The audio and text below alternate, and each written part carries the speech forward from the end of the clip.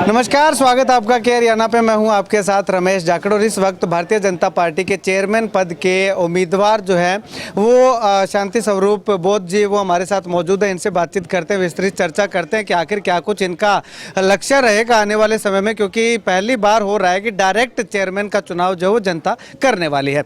शांति स्वरूप जी, सबसे पहले तो बहुत बहुत शुभकामनाएं आपको उम्मीदवार बनाए जाने की। बहुत बहुत बधाई व धन्यवाद आपका।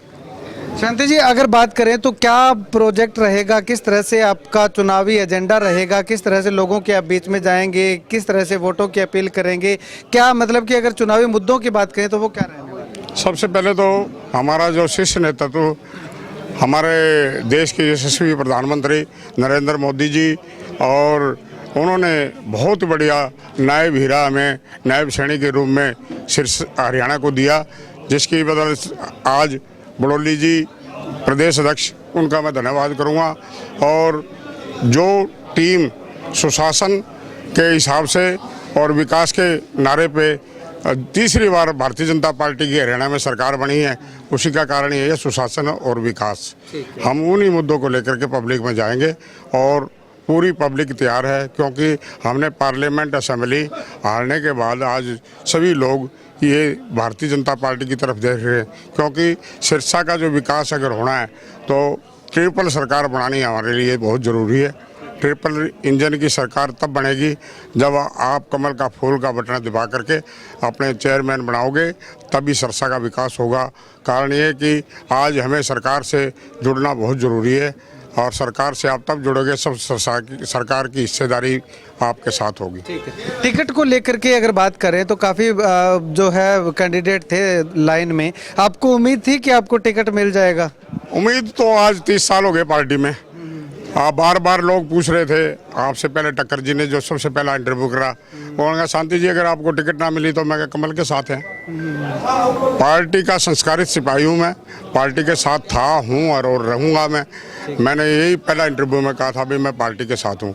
और दूसरा, पार्टी के अलावा मैंने जो संघ आइडियोलॉजी के मुताबिक संघ का मैंने प्रथम शिष्य प्राइमरी शिष्य दोनों मैंने किए हुए हैं शिष्य वर्ग, इसलिए मेरे को पूरा विश्वास था कि आज निकल पार्टी मुझे चाहेगी। ठीक है। काफ़ी लंबे समय से आप जो है वो टिकट को लेकर के प्रयास कर रहे थे कि भाजपा के कमल के निशान पे चुनाव लड़ा जाए। 2009 से भी आप कोशिश कर रहे थे, लेकिन अब जाकर के फाइनल आपको भाजपा के कमल पे चुनाव लड़ने का अवसर मिला है, तो कैसा लगा? नहीं, पहले भी लड़ता रहा हूँ कमल के फूल पे। 87 में जो भारतीय जनता पार्टी लोकदल का गठबंधन था तब भी मैं था, हरियाणा विकास पार्टी का गठबंधन था। जब मेरी मैडम को टिकट नहीं मिली, हम 95 में भी लेडी मेरा वार्ड कर दिया था। 3 वार्ड तो मैं 3 प्लान तो लगातार मैं जीता, 1 प्लान मैडम के लेडीज वार कर दिया था। तो उस टाइम भी हम आज़ाद लड़ करके सारी पार्टियों को हराने का काम करा था, क्योंकि मेरा वार्ड में लोगों को विश्वास था। अब भी कोई वार्ड में मैंने चुनाव हार के या घर बैठ के नहीं, मैंने अपना आप छोड़ा हुआ था 2005 तक। ठीक है। 2005 के बाद मैं चुनाव नहीं लड़ा। तो अभी एकदम से फिर एंट्री हुई है आपकी भाजपा के तो भारतीय जनता पार्टी का मैं पदाधिकारी था, आप ग्रीवेंसेस कमेटी का मेंबर हूँ। 2 प्लान में बेदी जी जो प्रदेश अध्यक्ष थे, तब मैं प्रदेश का उपाध्यक्ष था, और नगर मंडल से लेकर प्रदेश उपाध्यक्ष तक मैंने भारतीय जनता पार्टी के पदों पर रहा हूँ। एससी मोर्चा, एससी महामंत्री जिला का मेरा पदाधिकारी रहा। ठीक है। अगर जनता आपको मौका देती है तो क्या आपका प्राथमिकता रहेगी कि इन इलाकों के अंदर या इन मुद्दों पे जो है वो ज़्यादा फोकस किया? पार्टी का मुद्दा तो है ही विकास, सुशासन। तो हम सारी समस्याओं को इकट्ठा करके प्रायोरिटी बेस पे जो जो पहले समस्याएं पूरी करनी है उनको करने का काम करेंगे। ठीक है। नशे का लगभग मैंने पार्षदों से भी बातचीत की थी, तो नशे का काफ़ी पार्षद जिक्र कर रहे थे, तो आपका क्या फोकस रहेगा नशे को दूर करने? नशा का ये एक जन आंदोलन बनाना पड़ेगा। मैं हमारे भारतीय वाल्मीकि धर्म समाज से जुड़ा था, जिसका काम ही नशा बंद कराना और शिक्षा का प्रचार करना। शिक्षा के अंदर बाधा हमने जो हमारे महान पुरुषों ने रिसर्च करी कि शिक्षा में बाधा है तो एक नशा है, एक अंधविश्वास, तो उस पर हमने बड़ा काम किया और लोगों को पढ़ाया। मेरे घर में 3 पोस्ट ग्रेजुएट है। मेरा बेटा इंजीनियर है, पहले रिक्शन कंपनी में था, अब टाटा में है। मेरी गुड़िया प्रोफेसर है, एम फार्मा करके। मेरी घरवाली ग्रेजुएट है। मेरे बेटे की बहू BSc BEd MA है। तो हमने विशेष इस शिक्षा की तरफ ध्यान दिया है और शिक्षा में बाधा है नशा अंधविश्वास। ठीक है। इसके लिए लड़ाई लड़ते रहे और पब्लिक में भी अब सरकार कितनी सख्ताई कर दे, बंद क्यों नहीं होता कि उसको जन आंदोलन बनाना पड़ेगा।